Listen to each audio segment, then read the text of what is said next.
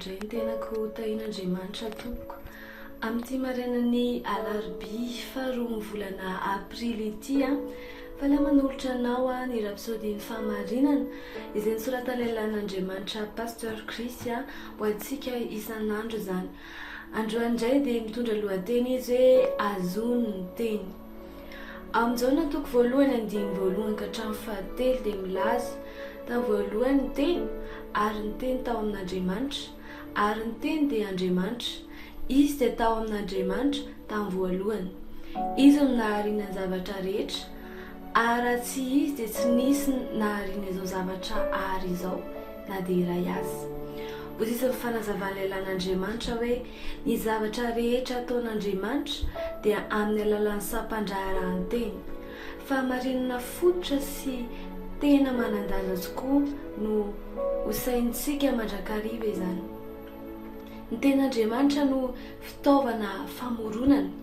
Nanomboka tao amin'ny Genesisy toko voalohany dia nianatra isika fa Andriamanitra namorona ny zavatra rehetra tamin'ny alalan'ny teny. Hoy ny Baiboly, tamin'ny voalohany Andriamanitra nahary ny lanitra sy ny tany. Ao amin'ny Genesisy amin'ny toko voalohany andiny voalohany ahitantsika an'izany. Avy eo ny andiny fahatelo dia milaza hoe ary Andriamanitra nanao hoe misy mazava dia nisy mazava. Ny teny dia nitondra filaminana sy fiainana ho an'ilay korotana be teo.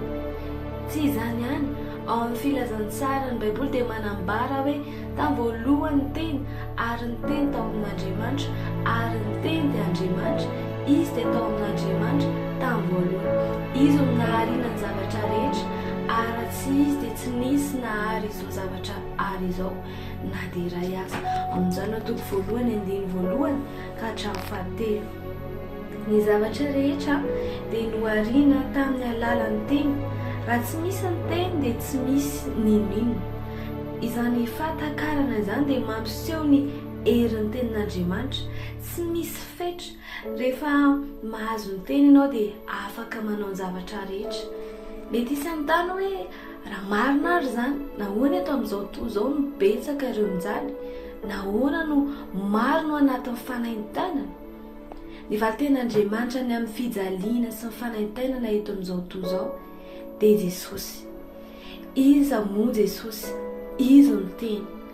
Efa novakitsika aloha izany ao amin'ny Jaona toko voalohany andiny fahatelo amby folo, hoy ny ao amin'ny Salamo fa 7:100 faharoapolo. Nandefa ny teny izy mba hasitrana anazy ary nanafaka azy tamin'ny longo ny anjerany. Ny teny no manasitrana sy mamonjy ary manafaka. Alleluia. Mitondra fanantenana izy, fanasitranana, famerenana amin'ny laoniny ary valon'ireo fanontaniana mafy indrindra eo amin'ny fiainana. Raha narary ianao ary efa navela ny mpitsabo ho faty, ny ilainao dia ny mihazona ny teny ao amin'ny fanahinao. Ao amin'ny Kristy manana fiainana tsy mety simba, tsy mety levina, tsy mety lo ianao, izay manimba ny aretina sy ny rofy ary ny fahalemena. Azony izany fahamarinana izany ary forono ny fandresenao. Ny zavatra rehetra ilainao dia ao amin'ny tenin'Andriamanitra. Ka noho izany mitohiza manambara ny teny. Amen, amen. Mino fa nandray zavatra ianao tamin'ny rapsodiantsika teo androany dia aoka ianao anaraka an'izay tenin'Andriamanitra izay Hazony Ny Teny, mianahy amin'ny teny. Amin'izao fotoan'izao dia manasa anao anao an'izao vavaka izao. Za ilaza dia ianao amerina anazy ampandresen-dahatra. Ray malalo,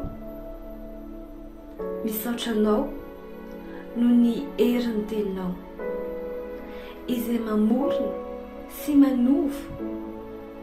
Rehefa misainsaina sy manambara ny teninao ao dia mamorona fiainana fandresena, tsy fahasalamana ary fahombiazana. Miasa ato anatiko ny teninao, mamokatra vokatra izay mameno voninahitra anao ao. Amin'ny anaran'i Jesosy. Amen.